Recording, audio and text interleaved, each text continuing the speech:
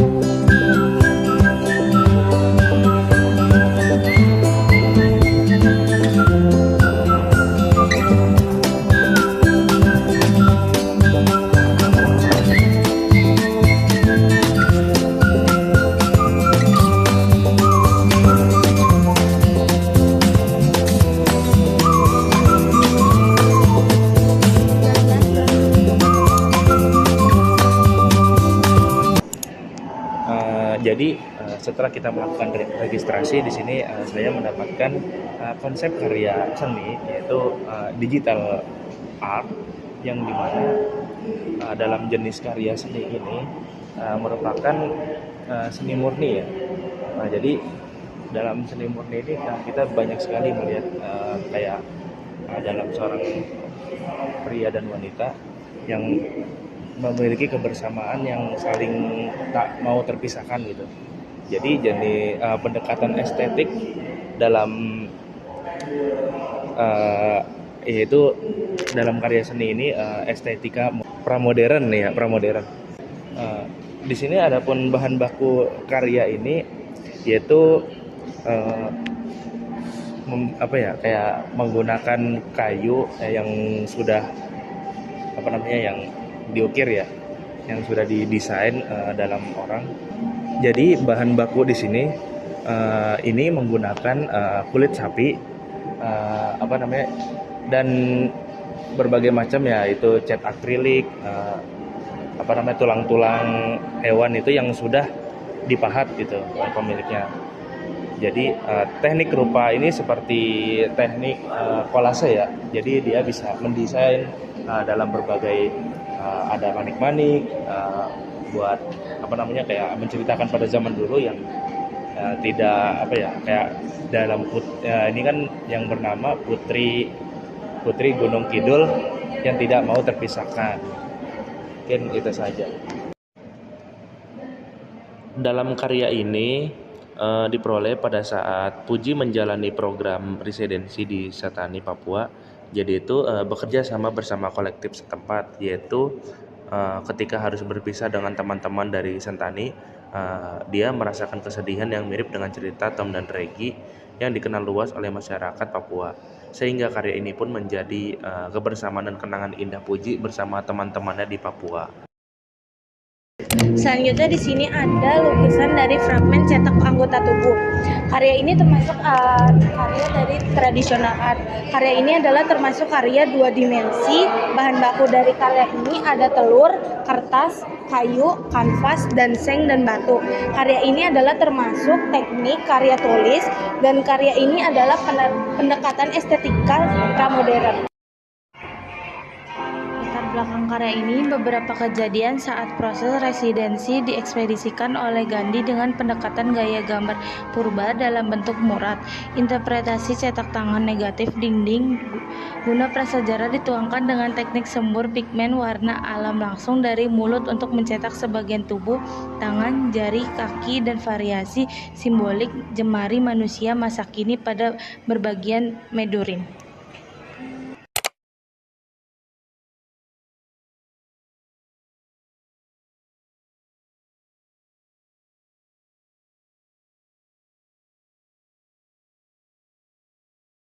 Baik, di sini selanjutnya konsep karya seni ini menggunakan digital art ya, yang dimana di sini merupakan ada dalam keindahan-keindahan alam ini dari sebuah kincir angin, uh, dan kayak tentang polusi udara lah begitu. Jadi analisis aspek visual ini kayak gambarannya itu justru ini merupakan 3 dimensi ya. Selanjutnya jenis karya ini tuh kayak uh, terapan ya, kayak seni terapan.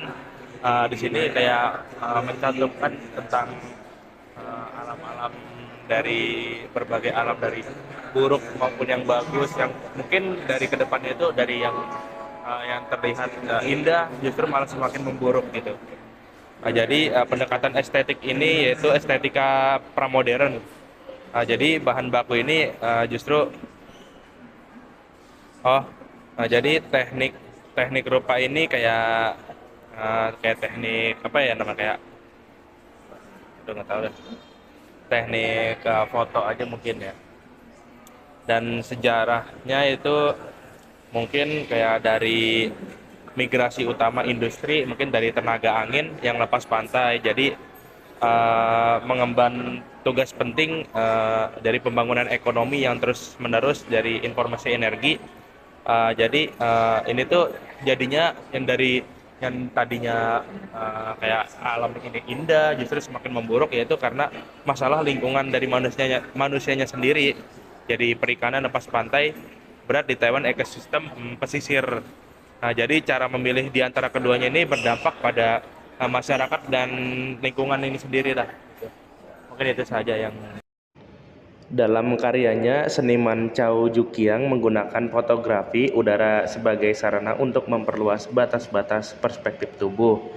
Jadi manusia memperluas skala penglihatan temporal dan spesialis mereka dalam karya ini. Melalui perspektif 3 dimensi pandangan udara, mereka memiliki kesempatan untuk melihat jejak luas tindakan mereka sendiri di daratan. Baik, selanjutnya kita berada di karya migrasi. Karya ini termasuk dalam tradisional art. Lalu karya ini termasuk dalam 3 dimensi. Bahan baku dari karya ini adalah terbuat dari bambu, kayu, serta karya ini termasuk teknik pahat, dan pendekatan karya ini adalah pendekatan estetik pramodern. Latar belakang karya ini menggambarkan perjalanan budaya dan spiritual orang-orang Pasifik, menelusuri syair dan suara yang terhubung dengan alam. Karya ini menonjolkan hubungan antara manusia, alam, dan keyakinan tradisional, menciptakan pengalaman multisensori yang menggambarkan identitas komunitas. Selanjutnya yaitu ada karya Setali. Nah, karya ini termasuk dalam traditional art. Nah, karya ini termasuk dalam karya 3 dimensi ya teman-teman. Bahan baku dari karya ini yaitu kain perca daun ulang, benang daur ulang, dan juga besi. Karya ini termasuk dari karya kolase. Pendekatan dari karya ini adalah pendekatan estetik pramodern. Latar belakang dari karya ini yaitu karya yang dibuat secara kolektif, menjalin, mengikat, dan mengilustrasikan lanskap laut dan ragam bentuk makhluk hidup. Ikan-ikan dalam jalur mereka tanpa rehat dan terbebas dalam kemauan mereka sendiri. Sejatinya mereka terbebas dari segala gagasan yang dibuat oleh manusia. Percakapan bekas yang dijalin dalam anyaman menyerupai samudera, cerita tentang keseimbangan segala esensi dalam laut, seperti karang, garam, dan ikan-ikan, sebuah tempat yang mereka jadikan rumah, jauh dari pemahaman kita sebagai manusia. Biarlah kita bercermin dan belajar untuk bersatu dengan cerita dari laut, mengembang dan muncul sebagai diri kita sendiri.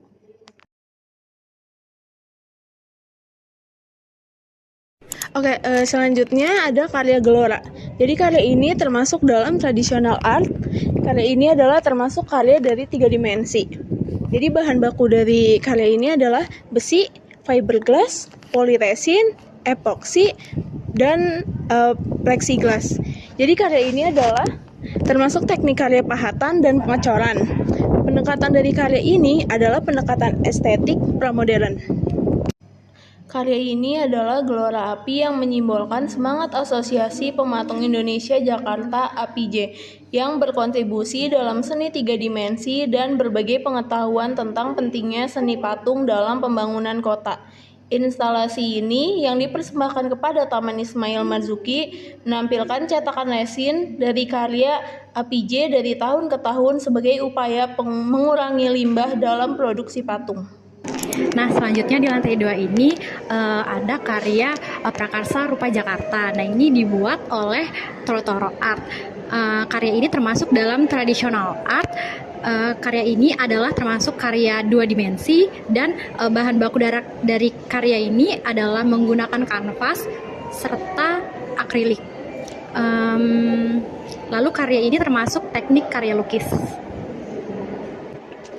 Prakarsa Rupa Jakarta ini merupakan sebuah karya yang dibuat oleh Troto Art sebagai bentuk refleksi historis untuk merawat ingatan tentang Jakarta Binel yang memiliki makna penggagas, penggerak, dan inisiator. Troto Art mencoba mengajak publik untuk mengenal dan mengetahui beberapa tokoh seni rupa dalam lukisannya yang bernama Prakarsa Rupa Jakarta. Karya ini menghadirkan nuansa pameran besar seni lukis Indonesia dari tahun 1974 sampai 1980-an. Oke, jadi karya ini termasuk dalam tradisional art. Karya ini adalah termasuk karya dari 2 dimensi ya. Jadi bahan baku dari karya ini adalah kain dan cat akrilik. Karya ini adalah termasuk teknik karya lukis. Pendekatan dari karya ini adalah pendekatan estetik pramodern.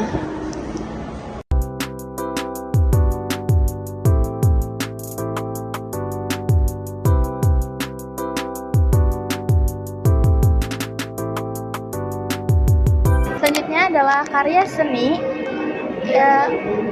Karya seni ini termasuk dalam konsep karya seni tradisional art. Aspek visual lainnya adalah 3D dari dari karya seni. Pendekatannya itu ini adalah pendekatan pramodern ya teman-teman.